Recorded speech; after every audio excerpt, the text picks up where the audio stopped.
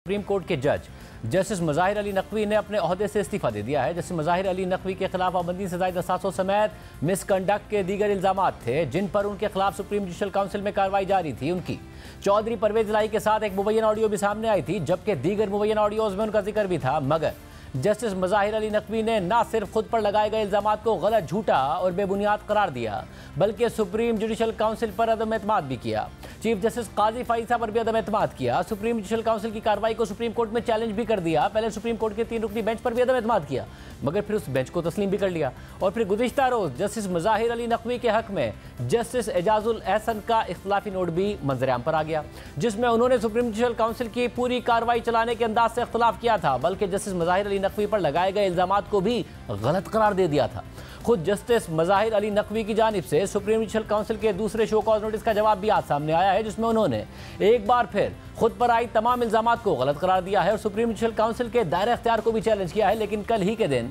Justice Aminuddin Khan, justice Jamal बंदूखेल और justice Musarrat Hilali पर मुश्तमिल 3 रुकनी बेंच ने सुप्रीम जुडिशल काउंसिल की कार्रवाई रोकने की जस्टिस मज़ाहिर अली नकवी की इस्तदा मुस्तरद कर दी थी, बल्कि शिकायत कुरुंदगान को फरीक बनाने का हुक्म भी दे दिया था। और चीफ जस्टिस जस्टिस काजी फाइजीसा ने सुप्रीम जुडिशल काउंसिल के सरबराह की हैसियत से काउंसिल का इजलास कल यानी 11 जनवरी को तलब कर लिया था और उसमें उन 10 गवाहों को भी तलब किया गया था जिन्होंने जस्टिस मज़ाहिर अली नकवी के खिलाफ शिकायत दर्ज करवाई थी। और ऐसा लग रहा था कि जस्टिस मज़ाहिर अली नकवी अपने ऊपर लगे इल्ज़ामात का सामना करने और उन्हें झूठा साबित करने के लिए तैयार हैं और वो फरार का रास्ता इख्तियार नहीं करेंगे। लेकिन फिर आज अचानक सदर मुमलिकत के नाम जस्टिस मज़ाहिर अली नकवी का इस्तीफ़ा सामने आ गया है, जिसमें लिखा है कि मौजूदा हालात जो कि अवाम के इल्म में हैं और किसी हद तक उनका रिकॉर्ड पब्लिक भी है, उनमें सुप्रीम कोर्ट के जज के तौर पर खिदमत जारी रखना मेरे लिए मुमकिन नहीं है। ड्यू प्रोसेस को जहन में रखते हुए भी ऐसा करना ज़रूरी है, लिहाजा मैं सुप्रीम कोर्ट के जज की हैसियत से इस्तीफ़ा देता हूँ। जस्टिस मज़ाहिर अली नकवी 19 फरवरी 2010 को लाहौर हाई कोर्ट के जज मुकर्रर हुए थे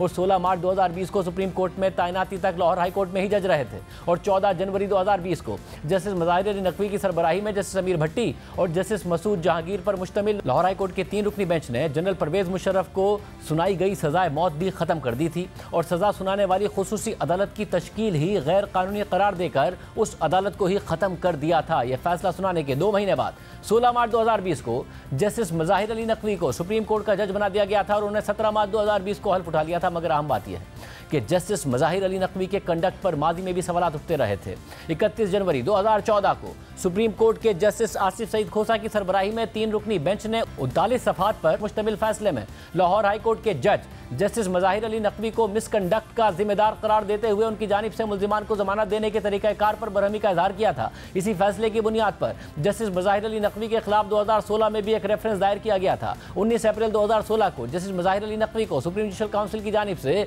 शो कॉज नोटिस भी जारी किया गया था, जिसे उन्होंने सुप्रीम कोर्ट में चैलेंज कर दिया था। और फिर 14 फरवरी 2018 को उस वक्त के चीफ जस्टिस साकिब निसार की सरबराही में सुप्रीम जुडिशल काउंसिल ने उस शो कॉज नोटिस को डिस्चार्ज कर दिया और फिर उसके बाद ही जस्टिस मज़ाहिर अली नकवी ने परवेज मुशर्रफ की सज़ा ख़त्म करने का फैसला सुनाया और उसके 2 महीने बाद सुप्रीम कोर्ट के जज बना दिए गए थे। 16 फरवरी 2023 को सुप्रीम कोर्ट के जस्टिस एजाजुल एहसन और जस्टिस मज़ाहिर अली नकवी पर मुश्तमिल 2 रुकनी बेंच साबिक CCPO लाहौर गुलाम महमूद डोगर का केस सुन रहा था और इसी केस की समाअत के दौरान इस 2 रुकनी बेंच ने पंजाब में इंतखाबात ना होने का नोटिस लेकर उसी वक्त chief election commissioner Sikandar Sultan Raja को तलब कर लिया था और मामला खुद नोटिस लेने के लिए उस वक्त के चीफ जस्टिस उमर अता बंदियाल को भिजवा दिया था, जिन्होंने खुद नोटिस ले लिया था। उसी दिन जस्टिस मज़ाहिर अली अकबर नकवी के खिलाफ तनाज़ा उस वक्त खड़ा हुआ था जब उनसे मुताल्लिक 3 ऑडियो लीक सोशल मीडिया पर गर्दिश करने लगी। उन 3 में से 2 ऑडियो लीक्स परवेज इलाही के अपने वकीलों के साथ थी। एक ऑडियो लीक में परवेज इलाही अपने प्रिंसिपल सेक्रेटरी मोहम्मद खान भट्टी का केस जस्टिस मज़ाहिर अकबर नकवी के सामने समाअत के लिए मुकर्रर करने की दरख्वास्त कर रहे थे, जबकि दूसरी ऑडियो में परवेज इलाही अपने वकील और सुप्रीम कोर्ट बार एसोसिएशन के सदर आबिद ज़ुबैरी को भी यही कहते हुए सुनाई दिए कि केस जस्टिस मज़ाहिर अकबर नकवी के सामने लगाना है क्योंकि काम ठीक हो जाएगा, जिसकी हामी बढ़ते हुए आबिद ज़ुबैरी ने कहा था कि CCPO गुलाम महमूद डोगर का केस भी जस्टिस मज़ाहिर अकबर नकवी के सामने लगा हुआ है। 16 फरवरी 2023 को जो परवेज इलाही की ऑडियो लीक सामने आई थी, उसमें एक ऑडियो मुबैना तौर पर जस्टिस मज़ाहिर अकबर नकवी और परवेज इलाही के दरमियान होने वाली बातचीत की थी, जिसमें परवेज इलाही मुबैना तौर पर जस्टिस मज़ाहिर अकबर नकवी से कह रहे थे कि मैं आपके घर आ रहा हूँ और सलाम करके वापस चला जाऊँगा।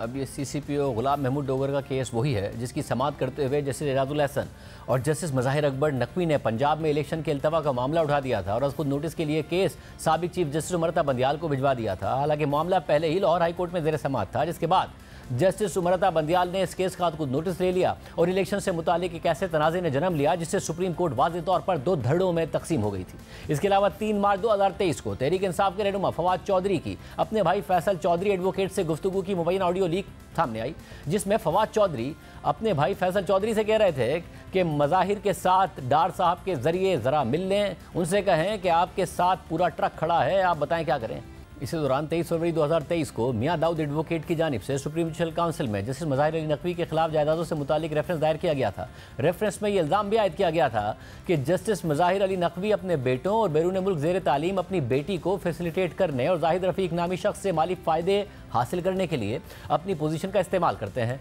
जैसे मज़ाहिर अली नकवी ने प्रॉपर्टी की फ़रोख्त के जरिए अपनी ब्लैक की आमदनी को लीगलाइज किया है। उन्होंने 2021 में डिफेंस फेज़ 2 गुजरावाला कैंट में 6 करोड़ रुपए में घर फरोख्त किया, हालांकि उन्होंने घर सिर्फ 47 लाख रुपए में खरीदा था। मजीद ये रिपोर्ट्स भी हैं कि जैसे मज़ाहिर अली अकबर नकवी ने 2021 में कम से कम 3 मरतबा अपने टैक्स रिटर्न्स को रिवाइज किया। जब मज़ाहिर अकबर नकवी ने अपने गोशवारों में गुजरावाला में वाक़या अलाइड प्लाजा को जाहिर नहीं किया जिसके वो मालिक हैं। रेफरेंस में मजीद कहा गया है कि बार रूम्स में यह बहस आम है कि जैसे मज़ाहिर अकबर नकवी के बेटे लाहौर हाई कोर्ट और सुप्रीम कोर्ट में क्रिमिनल केसेस के मुतासरा फरीकों को अप्रोच करते हैं और उनसे जस्टिस मज़ाहिर नकवी के असर रसूख के जरिए उनकी पसंद के फैसले कराने के बदले भारी रकूम का मुतालबा करते हैं। मुख्तलिफ शहरों और हाउसिंग सोसाइटीज़ में जस्टिस मज़ाहिर नकवी की जायदादें एक बेनामीदार के पास हैं जो उनके फ्रंटमैन के तौर पर भी काम करता है। यह भी हकीकत है कि जैसे मज़ाहिर अकबर नकवी तहरीक इंसाफ और इमरान खान के साथ अपने ताल्लुकात का खुलकर इजहार करते हैं। अपने ज़ाती बोस की वजह से उन्हें दीगर सियासी जमातों का सख्त मुखालिफ समझा जाता है। PTI के हलकों में जैसे मज़ाहिर नकवी को अपने जजेस में से एक जज तस्वुर किया जाता है।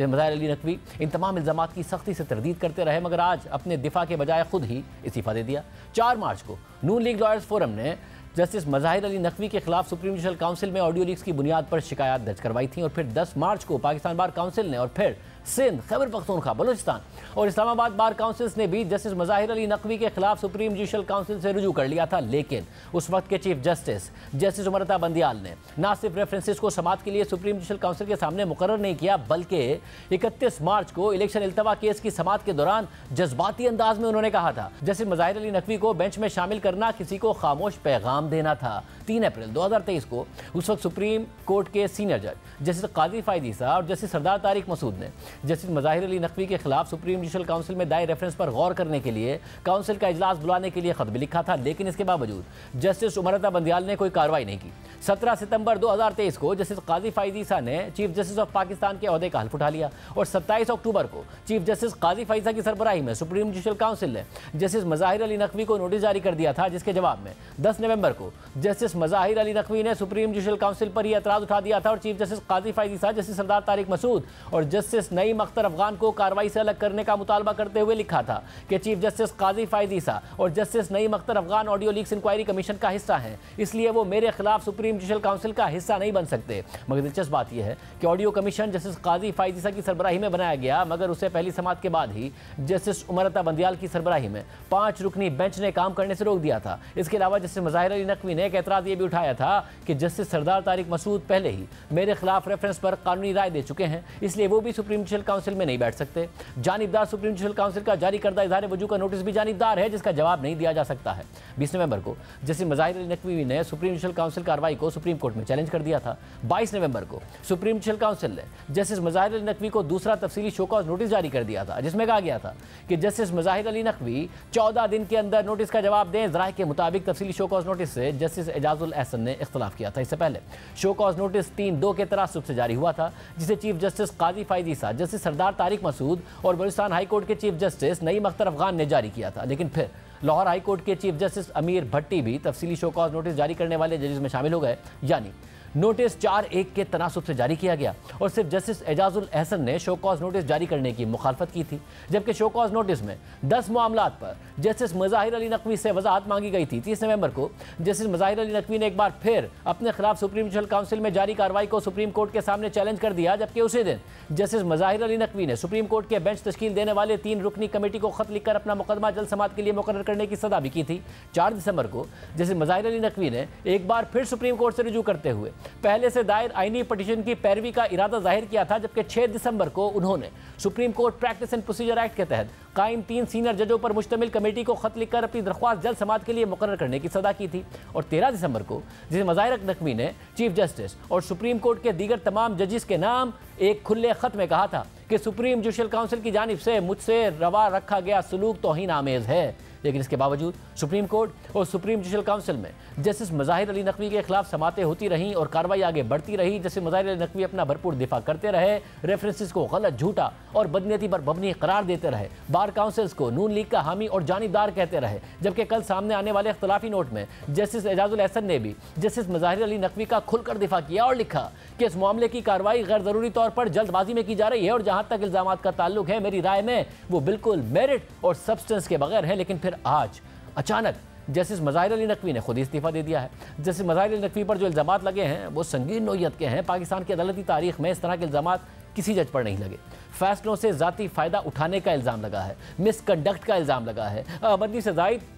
असासों का इल्ज़ाम लगा है। उनकी अपनी और उनके हवाले से ऑडियो सामने आई, मगर जस्टिस मज़ाहिर अली नकवी ने इन इल्ज़ामात का दिफा नहीं किया। वैसे तो दोनों मामलात का कोई मवाजना नहीं है, मगर मौजूदा चीफ जस्टिस काजी फ़ायदी साहब पर असासे छुपाने का इल्ज़ाम लगा दिया गया और ये इल्ज़ाम लगाया गया कि उन्होंने अपने बच्चों और अहलिया के नाम पर असासे बनाए हुए हैं और उन्हें ज़ाहिर नहीं किया है। उस वक्त की हुक्मरान जमात PTI ने 2019 में उनके खिलाफ रेफरेंस दायर किया था और इस वक्त सूरत हाल ये थी कि सिविल मिलिट्री लीडरशिप एक पेज पर थी। उस वक्त के DGISI जनरल फैज़ हमीद फैज़ाबाद धरना केस के फैसले के बाद जस्टिस काजी फ़ायदी के खिलाफ थे, इस्टेब्लिशमेंट जस्टिस काजी फ़ायदी के खिलाफ थी, हुकूमत FBR को उनके खिलाफ इस्तेमाल कर रही थी, बल्कि खुद सुप्रीम कोर्ट के उनके साथी जजेस उनके खिलाफ थे। जस्टिस आसिफ सईद खोसा ने उनके खिलाफ रेफरेंस पर शो कॉज नोटिस जारी किया। फिर इब्तिदाई समाअत के बाद सुप्रीम कोर्ट के 10 रुकनी बेंच ने जस्टिस काजी फ़ायदी के खिलाफ रेफरेंस को कलअदम करार दे दिया, मगर जस्टिस सुमरता बंदियाल, जस्टिस मंजूर अहमद मलिक, जस्टिस फैसल अरब, जस्टिस मजहर आलम मियां खेल और जस्टिस सजाद अली शाह, जस्टिस मुनीब अख्तर और जस्टिस काजी अमीनुद्दीन ने FBR को तहकीकात का हुक्म दिया।